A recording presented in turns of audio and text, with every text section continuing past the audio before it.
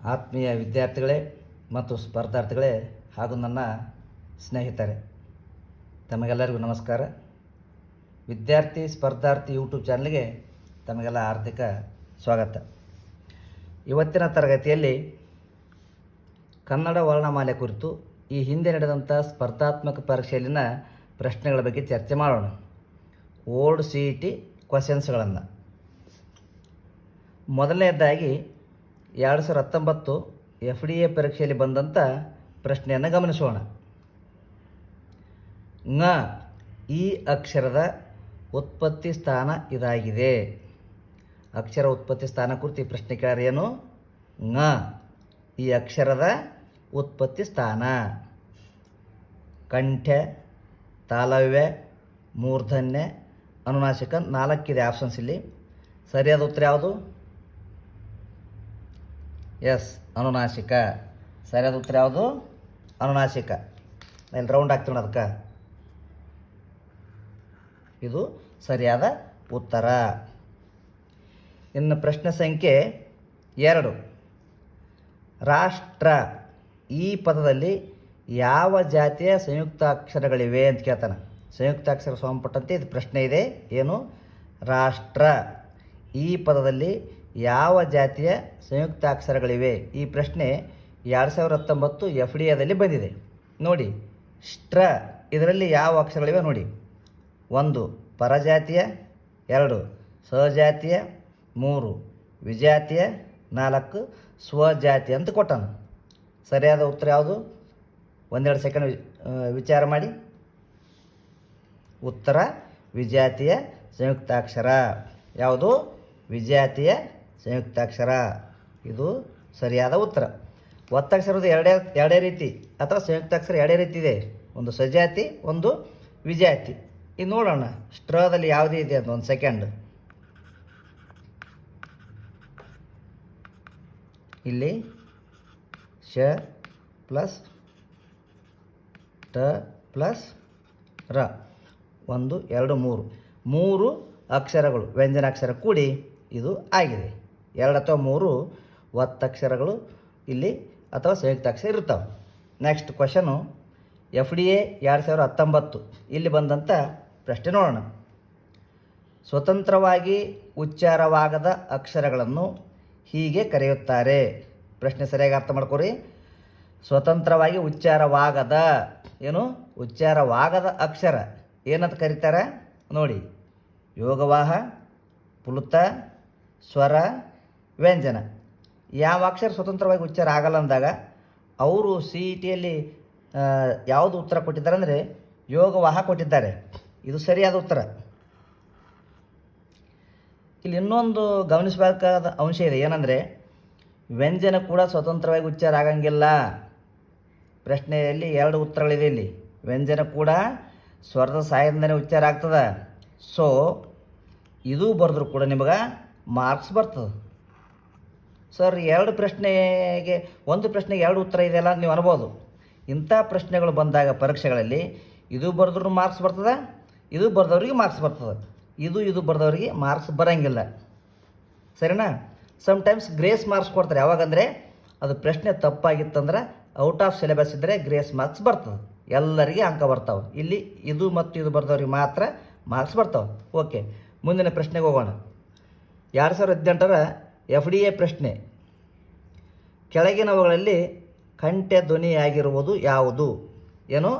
ಕೆಳಗಿನವುಗಳಲ್ಲಿ ಕಂಠ್ಯ ಧ್ವನಿ ನೋಡಿ. ಸರಿಯಾದ ಉತ್ತರ ಯಾವುದು ನೋಡಿ? ಕ, ಗ, ಟ, ಢ, ತ, ಧ, ಪ, ಬ. ಇಲ್ಲಿ ಸರಿಯಾದ ಉತ್ತರ ಕ ಮತ್ತು ಗ. ಇದು ಮೂರ್ಧನ್ಯ. ಇದ್ಯಾವ ನೋಡಿ ಹೇಳಿ? ದಂತ್ಯ. ಇದು ಓಷ್ಠ್ಯ. ಇವುಗಳ ಬಗ್ಗೆ ನಾನು ಅಕ್ಷರ ಉತ್ಪತ್ತಿ ಸ್ಥಾನ ವಿಡಿಯೋದಲ್ಲಿ ಹೇಳೀನಿ. ಆ ವಿಡಿಯೋ ನೀವು ಗಮನಿಸ್ಬೋದು. ನೆಕ್ಸ್ಟ್ 2018 FDA ಈ ಪರೀಕ್ಷೆಯಲ್ಲಿ ಬಂದಂಥ ಪ್ರಶ್ನೆ ನೋಡೋಣ. ಆನೆ ಈ ಪದದಲ್ಲಿ ಇರುವ ಸ್ವರಗಳು ಎಷ್ಟು? ಆನೆ ಅನ್ನುವ ಪದದಲ್ಲಿ ಇರುವ ಸ್ವರ ಎಷ್ಟು? ಆ ಒಂದು ಸ್ವರ ಅದು. ಸರಿ ಉತ್ತರನ? ಅಲ್ಲ. ಸರಿ ಉತ್ತರ ಎರಡು. ಒಂದು ಆ ಇದೆ, ಇನ್ನೊಂದು ನ ಪ್ಲಸ್ ಎ. ಇದು ಮತ್ತು ಇದು ಎರಡು ಸ್ವರಗಳಿವೆ. ಸರಿನಾ? ನೆಕ್ಸ್ಟ್ 2018ರ FDA ಪ್ರಶ್ನೆ ನೋಡೋಣ. ಕನ್ನಡ ವರ್ಣಮಾಲೆಯಲ್ಲಿರುವ ಸಂಧ್ಯಕ್ಷರಗಳು ಯಾವುವು? ಪ್ರಶ್ನೆ ಏನು ಕೇಳ್ಯಾನ? ಸಂಧ್ಯಕ್ಷರ ಬಗ್ಗೆ ಕೇಳ್ಯಾನ. ಗಮನಹರಿಸಿ. ರು ರು, ಐ ಔ, ಅಂ ಅಹ, ಕ್ಷ ಳ. ಯಾವುದು ನೋಡಿ ವಿಚಾರ ಒಂದು ಸೆಕೆಂಡ್. ಎಸ್, ಸಂಧ್ಯಕ್ಷರ ಐ ಮತ್ತು ಔ ಇವು ಯೋಗವಾಹ. ಇದು ಸ್ವರ. ಇವೆರಡು ಅಕ್ಷರಗಳು ಈ ಸದ್ದಿಲ್ಲ. ಈಗ ಮುಂದಿನ ಪ್ರಶ್ನೆಯನ್ನು ನೋಡೋಣ. ಈಗ 2011ನೇ ಸಾಲಿನ FDA ಪರೀಕ್ಷೆಯಲ್ಲಿ ಬಂದಂಥ ಪ್ರಶ್ನೆ ಗಮನಿಸೋಣ. ಇದು ಸರಿಯಾದ ಕಾಗುಣಿತ ರೂಪದ ಪದ.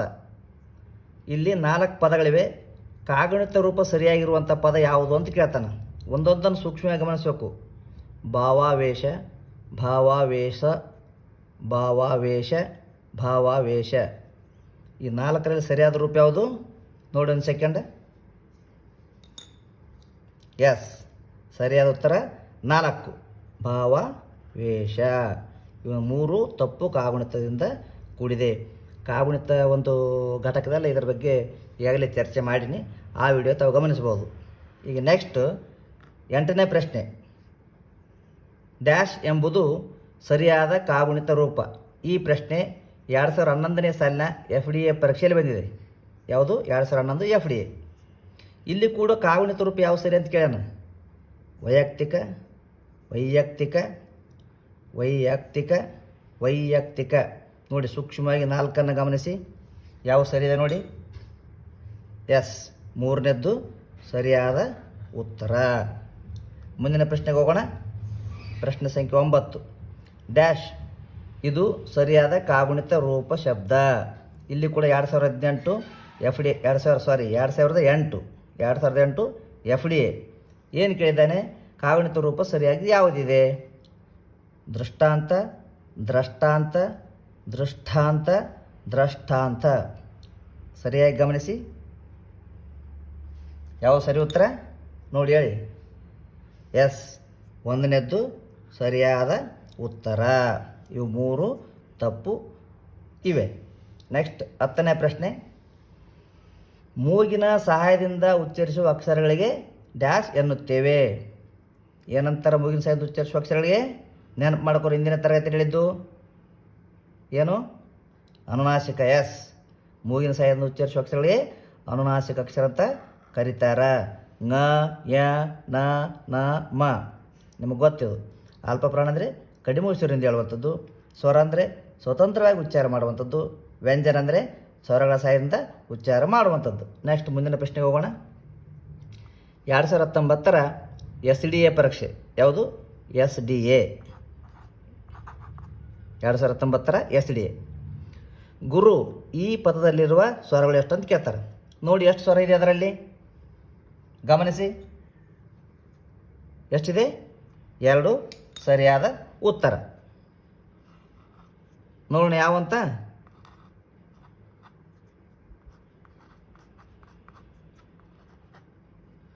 ಇದರಲ್ಲಿ ಇದು ಹೂ ಇದೆ, ಇದರಲ್ಲಿ ಹೂ ಇದೆ. 1 2 ಎಷ್ಟು ಸ್ವರಗಳಿವೆ? 2. ಇಲ್ಲಿ ರು ಪ್ಲಸ್ ಹೂ ಮಾಡಿ. ಸರಿನಾ? ಇರಲಿ. ರು ಪ್ಲಸ್ ಸರಿಯಾಗಿತ್ತಲ್ಲ ಮೊದಲೇ. ಓಕೆ, ಸ್ವಲ್ಪ ಕಚ್ಚಾಯಿತು, ಪರವಾಗಿಲ್ಲ. ನೆಕ್ಸ್ಟ್ ಮುಂದಿನ ಪ್ರಶ್ನೆಗೆ ಬರೋಣ. 2019ರ SDA ಪರೀಕ್ಷೆ.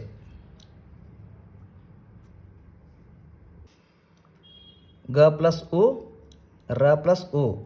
ಗುರುದಲ್ಲಿ 2 ಇದೆ. ಸರಿನಾ? ಎಷ್ಟು? 2. ನೆಕ್ಸ್ಟು 2019ರ SDA ಪರೀಕ್ಷೆಯಲ್ಲಿ ಬಂದಂಥ ಒಂದು ಪ್ರಶ್ನೆ. ಕುರುಕ್ಷೇತ್ರ ಎಂಬ ಪದದಲ್ಲಿನ ತ್ರ ಎಂಬ ಅಕ್ಷರವು ಡ್ಯಾಶ್ ಆಗಿದೆ. ತ್ರ ಏನಂತ ಕೇಳ್ತಾನವ?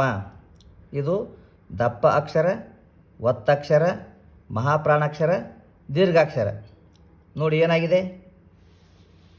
ಇದು ಒತ್ತಕ್ಷರವಾಗಿದೆ. ಏನು?